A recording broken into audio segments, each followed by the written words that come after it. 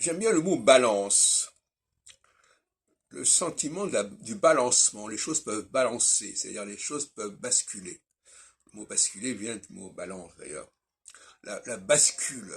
L'astrologie, c'est la science de la bascule. À un moment donné, la société bascule. Elle passe de la phase équinoxiale à la phase solsticiale et inversement. Et nier ce basculement, c'est anti-scientifique, c'est pas sérieux. Hein.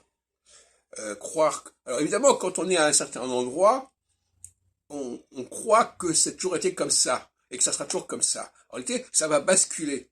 Il faut avoir conscience de ce basculement. C'est absolument essentiel.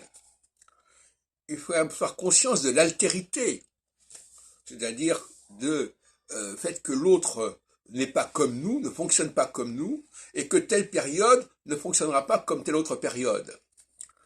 Ce qui d'ailleurs pose le problème de l'alternance, la conscience de l'alternance, la nécessité de l'alternance, la réalité de l'alternance. Et donc il y a des gens qui sont dans le déni de l'alternance, dans le déni du balancement, et qui voudraient que nous soyons toujours pareils, ou que nous soyons toujours différents, ou que nous soyons toujours des individus et non pas que nous appartenons à un collectif. C'est assez aberrant.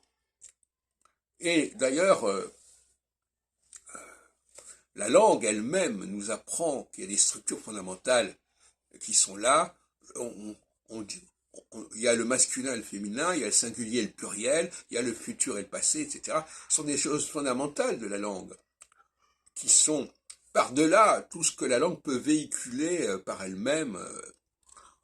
Voilà, bon, à un moment donné, on peut dire telle chose, à un autre moment, on peut dire telle autre chose. Mais ça, c'est pas la philosophie de la langue. La philosophie de la langue, c'est son mode de fonctionnement.